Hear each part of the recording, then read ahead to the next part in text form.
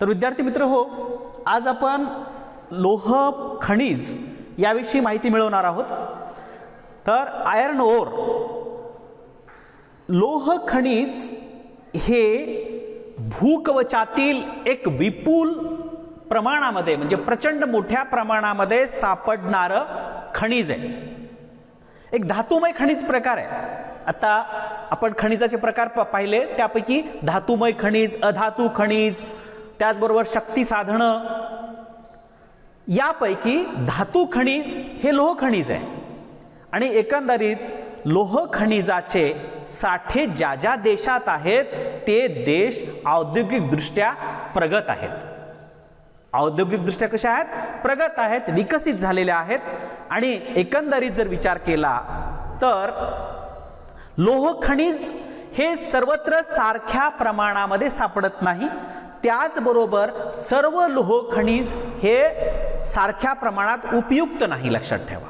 आणि एकंदरीत आज जर विचार केला तर खनिज, लोह खनिज जे आहे हे लोह खनिज मानवी जीवनाचा एक अभिन्न अविभाज्य भाग म्हणून आपण त्याचा वापर करतो आहोत. तर लोह खनिज हे वेगवेगळ्या प्रकारामध्ये आपल्याला सापडतं. त्याचे प्रमुख 4 प्रकार पडतात. त्याच्यामधला पहिला प्रकार आहे तो म्हणजे मॅग्नेटाइट. त्याची संज्ञा आहे Fe3O4, धातू संज्ञा ज्याला आपण म्हणतो. मग हे खूप चांगल्या प्रतीचं म्हणजे उच्च प्रतीचं लोह खनिज आहे. तुम्हाला MCQ मध्ये प्रश्न विचारला जाऊ शकतो. काय विचारला जाऊ शकतो? टिंबटिंब हे खनिज उच्च प्रतीचं लोह खनिज आहे किंवा उच्च प्रतीचं लोह खनिज कोणतं? तर त्याचं उत्तर आहे मॅग्नेटाइट. याच्यामध्ये लोहाचं प्रमाण किती असतं? 70% लोहाचं प्रमाण आहे. हे उच्च प्रतीचं, कमी प्रतीचं हे कशावरून ठरवतो आपण? तर त्या खनिजामध्ये किती लोखंड सापडतं याच्यावरून आपण त्याचे हे 4 प्रकार केलेले आहेत. म्हणजे मॅग्नेटाइट हे लोह खनिज उच्च प्रतीचं लोह खनिज आहे आणि याचा रंग काळा असतो. त्याचबरोबर हे लोह खनिज अग्निजन्य किंवा रूपांतरित खडकामध्ये शिराच्या स्वरूपामध्ये सापडतं. म्हणजे 2 खडकामध्ये याची शिर असू शकते, याचा भाग असू शकतो. पातळ असेल, मोठ्या प्रमाणात असेल, याची एक शिर असते आणि या शिराच्या स्वरूपामध्ये हे लोह खनिज सापडतं. आणि हे लोह खनिज प्रामुख्याने रशियातील मॅग्नेटिगोस्क या परिसरामध्ये मोठ्या प्रमाणामध्ये मॅग्नेटाइट खनिजाचे साठे आहेत. हे या ठिकाणी उत्पादित केलं जातं. आता क्रमांक 2 हेमेटाइट. हे दुसऱ्या क्रमांकाचं लोह खनिज आहे. उच्च प्रतीनुसार जर आपण विचार केला तर हे दुसऱ्या प्रकारचं लोह खनिज आहे आणि याच्यामध्ये 50 ते 60% इतकं लोह आहे. याची संज्ञा आहे ही Fe2O3. Fe2O3 ही संज्ञा आहे आणि याच्यामध्ये लोहाचं प्रमाण 50 ते 60% इतकं सापडतं. आणि हे खनिज प्रामुख्याने ब्राझीलमध्ये, ब्राझील कुठं आहे? दक्षिण अमेरिका खंडामध्ये ब्राझील नावाचा देश आहे. तर या ब्राझीलमध्ये हे लोह खनिज मोठ्या प्रमाणामध्ये सापडतं. तर तिसरं लोह खनिज आहे लिमोनाइट. तिसरा कोणता लोह खनिज आहे? लिमोनाइट. याची संज्ञा काय आहे? 2Fe2O3H2O. आणि याचा रंग जो आहे हा रंग कसा आहे? तपकिरी रंग आहे. आणि याच्यामध्ये 30 ते 50% इतकं काय आहे? लोहाचं प्रमाण आहे. हे तिसऱ्या क्रमांकाचं लोह खनिज आहे. आणि त्याच्यानंतर शेवटचं जे लोह खनिज आहे, जे कमी प्रतीचं जे लोह खनिज आहे ते म्हणजे सिडेराइट. याची संज्ञा आहे Fe3O.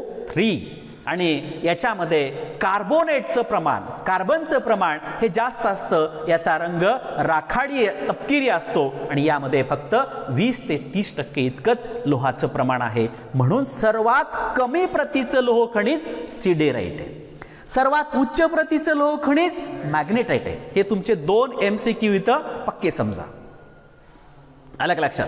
त्याचबरोबर आता लोह खनिजाचा उपयोग काय काय आहे मित्र हो? लोह खनिज हे एकाच वाक्यात तुम्हाला मी सांगतो की टाचणीपासून ते विमानापर्यंत सगळ्या गोष्टी बनवताना आपल्याला कशाचा वापर करावा लागतो? लोह खनिजाचा वापर करावा लागतो. बरोबर आहे. म्हणून लोह खनिजाचा जर आपण बारकाईने जर विचार केला तर कुठं कुठं वापरलं जातं, एकूण उत्पादनाच्या, लोह खनिज एकूण उत्पादनाच्या 98% लोह खनिज लोह पोलाद निर्मितीसाठी किंवा पोलाद निर्मितीसाठी वापरलं जातं. त्याच्यानंतर अभियांत्रिकी उद्योग, ज्याला आपण इंजिनिअरिंग उद्योग म्हणतो, या सर्व इंजिनिअरिंग उद्योगामध्ये का लोह खनिजाचा वापर केला जातो.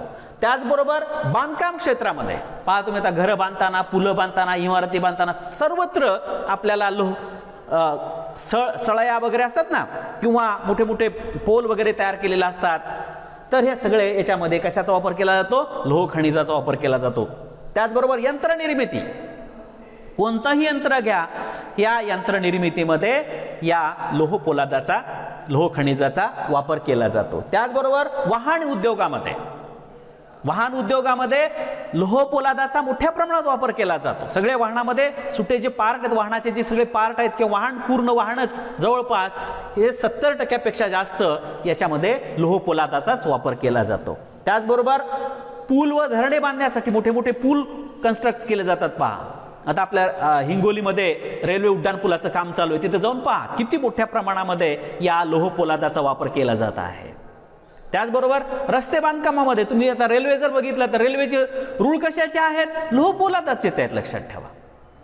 म्हणजे आपल्या तुम्ही बसलेल्या डेस्क बेंच मध्ये सुद्धा कशाचा वापर आहे, लोह पोलादाचाच वापर आहे. विद्यार्थी तुम्ही पहा, म्हणजे आपल्या दैनंदिन जीवनामध्ये लोह पोलादाचा किती उपयोग आहे. त्याचबरोबर जहाज निर्मिती उद्योगामध्ये मोठी मोठी जहाजं बांधली जातात, प्रचंड मोठ्या, म्हणजे जहाजावर विमानं उतरतात, युद्ध नौका वगैरे असतात किंवा मोठी मोठी जहाजं असतात. ही सगळी जहाजं बांधण्यासाठी या लोह पोलादाचा वापर केला जातो. त्याचबरोबर दैनंदिन जीवन उपयोगी ज्या वस्तू आहेत, या सगळ्या वस्तूचा जर आपण विचार केला, म्हणजे तुम्हाला मी प्रथमच सांगितलं की अगदी टाचणीपासून ते विमानापर्यंत सर्वच्या सर्व वस्तूमध्ये काय आहे, लोह पोलादाचा वापर केला जातो. म्हणजे लोह खनिज हे मानवी जीवनामध्ये याचं महत्वाचं स्थान आहे, अनन्यसाधारण महत्व आहे. तर लोह खनिजाचे वितरण व उत्पादन कोणत्या ठिकाणी किती साठे आहेत आणि कोणता देश कशा पद्धतीने उत्पादन करतो, तर याच्यामध्ये पहिला आहे चीन. जगामध्ये प्रथम क्रमांकाचं उत्पादन करणारा आणि जागतिक उत्पादनाच्या 43% उत्पादन करणारा देश तो म्हणजे चीन आहे. चीनचा उत्पादनामध्ये जगात प्रथम क्रमांक लागतो, 43% उत्पादन होतं. त्याचबरोबर या देशाकडे एकूण जगाच्या 100% साठ्यापैकी 13.5% साठे आहेत आणि यामध्ये हेबई, लिओनिंग, सिचुआन, त्याचबरोबर शान्शी ह्या प्रदेशामध्ये मोठ्या प्रमाणामध्ये उत्पादन केलं जातं. म्हणजे या ठिकाणी लोह खनिजाचे साठे आहेत. आणि लोह खनिजाचं एवढ्या मोठ्या प्रमाणामध्ये हा देश उत्पादन करत असला तरीही सुद्धा हा देश लोह खनिज आयात सुद्धा करतो. लक्षात घ्या. म्हणजे चीनची जी प्रगती झाली, चीन आज मोठ्या प्रमाणामध्ये निर्यातक देश म्हणून उभा राहिलेला आहे, तो केवळ आणि केवळ लोह पोलादाचं इथं उत्पादन आणि औद्योगिक क्रांती ही लोह पोलादावर इथली आधारित आहे. विद्यार्थी मित्र हो. त्याच्यानंतर दुसरा जो देश आहे तो म्हणजे ऑस्ट्रेलिया. ऑस्ट्रेलिया जागतिक उत्पादनाच्या जर विचार केला आपण तर उत्पादनाच्या दुसऱ्या क्रमांकावर हा देश आहे आणि जागतिक एकूण उत्पादनाच्या 17% उत्पादन हा देश करतो. यांच्याकडे साठे 20.5% इतके साठे आहेत. आणि याचबरोबर एकट्या पश्चिम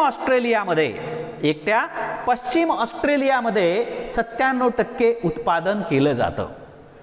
97% उत्पादन केलं जातं आणि हा देश निर्यातक देश म्हणून ओळखला जातो. त्याचबरोबर आयर्न नोब या ठिकाणी देखील साठे आहेत आणि त्याचबरोबर ऑस्ट्रेलियातील 85% उत्पादन हे चीन, दक्षिण कोरिया, तैवान या देशाला निर्यात केलं जातं. त्याच्यानंतर तिसऱ्या क्रमांकाचा देश आहे ब्राझील.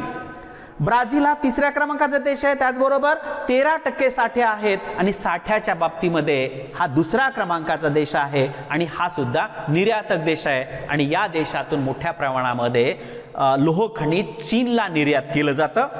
त्याचबरोबर ब्राझीलमध्ये मिनास जेरिस या ठिकाणी 71% उत्पादन होतं. या ठिकाणी त्याचबरोबर पारा 26%, बहिया 3% आणि या 3 राज्यामधून मोठ्या प्रमाणामध्ये उत्पादन केलं जातं. पारा राज्यामध्ये कॅराकस, पारा म्हणजे खनिज नाहीये, पारा हे तिथल्या एका राज्याचं नाव आहे, जसं आपलं महाराष्ट्र कर्नाटक तसं पारा हे तिथल्या राज्याचं नाव आहे. विद्यार्थी मित्र, पारा राज्यातील कॅराकस येथून जगामध्ये सर्वाधिक उत्पादन करणारी किंवा खाण जी आहे, जगामध्ये सर्वात जास्त लोह खनिज उत्पादन करणारी खाण या पारा राज्यामध्ये आहे आणि ब्राझीलमधून उत्पादित होणाऱ्या एकूण लोह खनिजाच्या उत्पन्नापैकी चीनला 50% निर्यात केली जाते. तसेच जपान, जर्मनी, दक्षिण कोरिया, फ्रान्स, नेदरलँड, इटली याही देशांना लोह खनिज ब्राझीलमधून निर्यात केलं जातं. त्याच्यानंतर आपल्या भारताचा क्रमांक लागतो.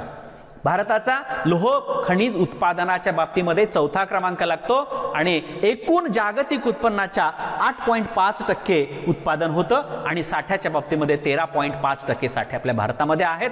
आणि हे जे भारतामध्ये जे साठे आहेत हे द्वीपकल्पीय पठारी भागामध्ये, धारवाड व कडप्पा खडकामध्ये त्याचे मुख्य 4 टप्पे पाडलेले आहेत. याच्यामध्ये ओडिशा, पूर्वी आपण ओरिसा म्हणायचो, आता आपल्याला काय म्हणायचंय, ओडिशा असं म्हणायचंय. त्याचबरोबर या ओडिशामध्ये झारखंड पट्टा हा महत्वाचा पट्टा आहे. त्याच्यानंतर दुर्ग, बस्तर, चंद्रपूर पट्टा म्हणजे हे छत्तीसगड महाराष्ट्राचा हा पट्टा आपल्याला पाहायला मिळतो. त्याचबरोबर बेल्लारी, चित्रदुर्ग, चिक्कमंगळूर हा तुमकूर हा कर्नाटक राज्यामधला पट्टा आहे. त्याचबरोबर महाराष्ट्र गोवा पट्टा हाही पट्टा महत्वाचा आहे.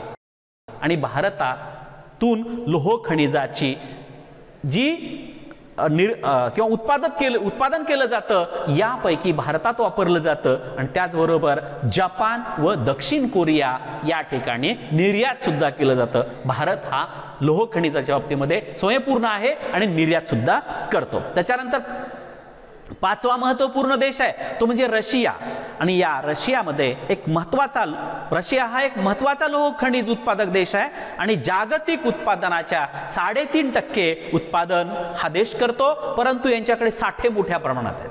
एकूण जागतिक साठ्याच्या 14.7% साठे या देशाकडे आहेत. रशियामध्ये कुश मॅग्नेटिक ॲनामली या ठिकाणी मोठ्या प्रमाणात खाणी आहेत आणि त्याचबरोबर रशियातील लोह खनिज साठे दुर्गम अशा उरल पर्वतीय भागामध्ये असल्यामुळे, सायबेरियाच्या भागामध्ये असल्यामुळे, या ठिकाणी थंड हवामान असल्यामुळे हे साठे अजूनही तसे सुरक्षित आहेत. इथं उत्खनन एवढ्या मोठ्या प्रमाणामध्ये झालेलं नाही.